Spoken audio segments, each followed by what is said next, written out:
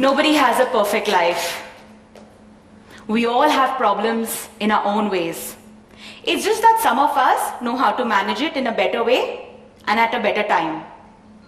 Let me ask a small question. How many of us have been through problems? Most of us? The topic adversity in simpler language means difficulties, issues, or problems. Problems have been a part of our life since the day we are born. And I doubt there is any person who's never been through problems. As children, nobody speaks to us that adversity can change into advantage. Rather, as children, our thoughts are always put inside a box. We are always taught pink is for girls, blue is for boys, red is for rose, green is for grass, and our thoughts are locked. But once we grow and move to the corporate world, they all want us to think outside the box.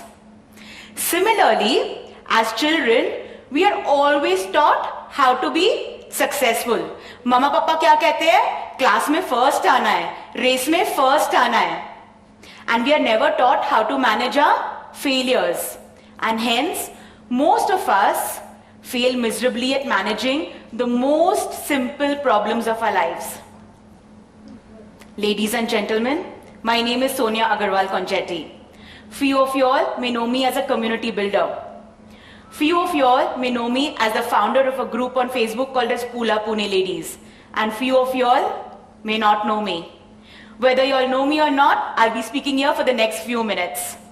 When I was invited by TEDxEuroSchoolKharadiWomen at TEDx, I was super excited. And I was wondering what all to share. So I did what most speakers do. I saw 10, 20, 30 TED Talks back to back, and I heard some amazing speakers. Just like them, I'll share a small story about myself. My childhood has been amazing, but this is about my teens. I remember that day जब मम्मा ने कहा कोई हमारे घर आ रहा है. मैंने पूछा क्यों? तो उन्होंने कहा घर खरीदने. Yes, my family was going through a major financial crisis, and we had to sell our house and move to another smaller, older house. This situation led me start working from a very young age. At 16, when I finished schooling and joined college, I started taking tuition of school kids. At different exhibitions, I stood at stalls and sold multiple products. I also taught dance at different Sangeet parties. At the age of 20, after college, I was working at a travel agency. And why am I sharing all this? Just to say that no work is small when your family needs your support. But my mother ensured I completed my education between all this. At the age of 22, back then, when no woman from my family worked, I joined a BPO. In fact, मेरे family को तो BPO का मतलब भी नहीं पता था. For them, they were very happy कि मैं Wipro में काम करती हूँ. And while I was experiencing the work life and I was promoted as a trainer, the best thing happened of my life. I met the man of my life, my husband, who I'm now happily married for 15 years. After our marriage, when we moved to a rented one-bedroom apartment, I have a very strong memory of this 14-inch TV. It used to be kept on the floor of our living room, and we had no other furniture in the hall. And just like most couples, we also had big dreams. We worked hard. We've lived days where we had 100 rupees in the pocket and there were still 2 days for the salary to be credited. Today, of course, we have a bigger TV. We have a bigger living room and we have a lot more furniture. And this journey from the smaller TV to the bigger TV has got us together and made our bond more stronger. And I think we've dealt it not as husband or wife, but as a team and as friends. And just like I said in the beginning, nobody's life is perfect, even ours was not. But we tried making it perfect and a happy one. Moving to the next chapter of my life, and rather I can say the turning point of my life.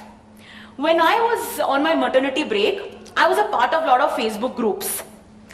And that time I realized the power of social media. Way back in July 2015, I formed a group on Facebook called as Pula Pune Ladies. That day, I added 300 women to this group who were my friends and family. Today, we're connecting more than 240,000 women to this group from our city.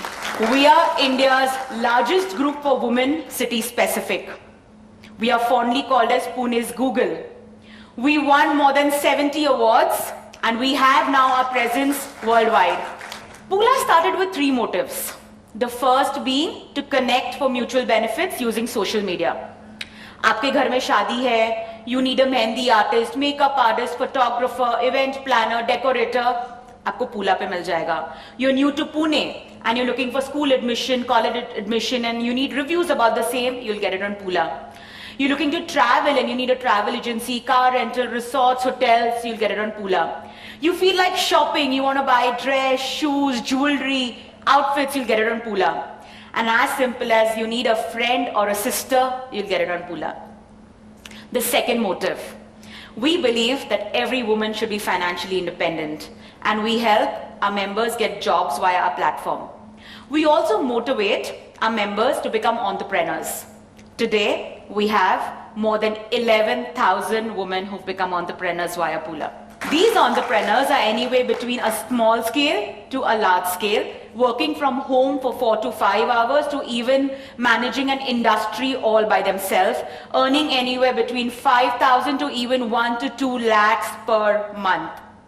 And we help them ahead with providing training and guidance. We also give them digital setups like listing on our website, payment gateways, deliveries, and account management. And we've seen some great entrepreneurs in the making and going from zero to a hero. Coming to the third motive of Pula, though we are in the 21st century in a developing country, we have a lot of women who go through domestic violence, physical abuse, mental health, unable to conceive, not getting a job, loneliness, suicidal thoughts, and many, many, many more such issues. And a lot of time, they are unable to seek support even from their own friends and families. And they keep it within themselves. And Pula believes in breaking the culture of silence and we want them to seek support. We also help them seeking support by keeping their identity unknown. Apart from this, we also do a lot of offline meets, we do social activities, and we spread awareness on a lot of topics. Our members post on various topics from Monday to Sunday and keep themselves engaged. Way back then, when I formed Pula, my only motive was to help women and keep them happy. But today, we see great connects and miracles happening on Pula. And before I share the power of Pula and some success stories, I would like to share a classic example about adversity to advantage.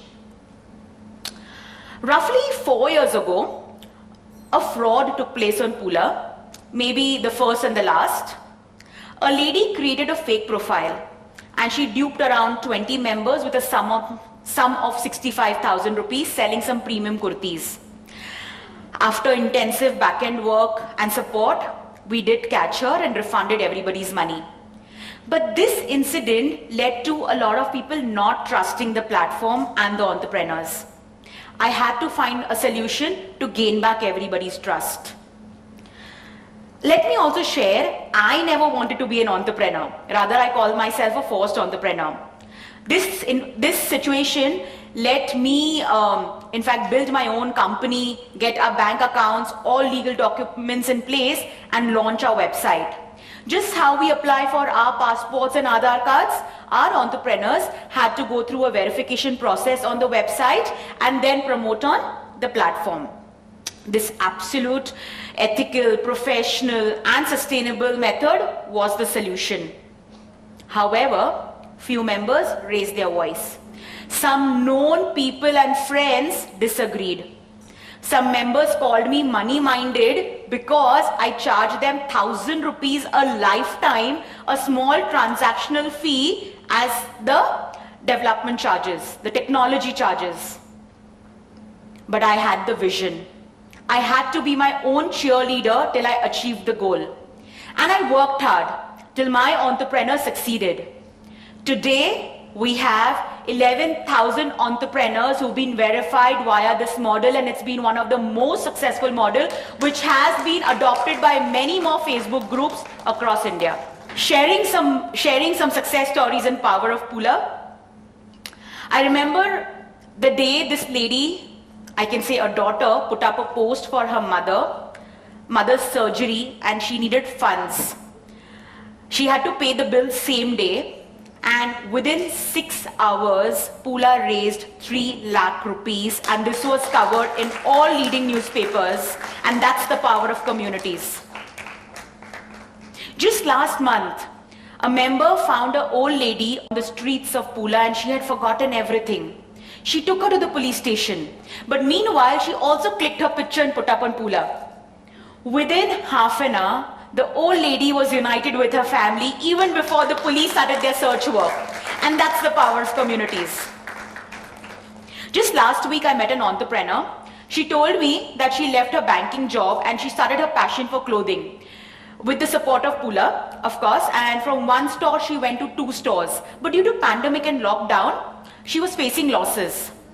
We helped our entrepreneurs during pandemic, and we allowed them to go live on our group. Just before Diwali, she went live selling her products.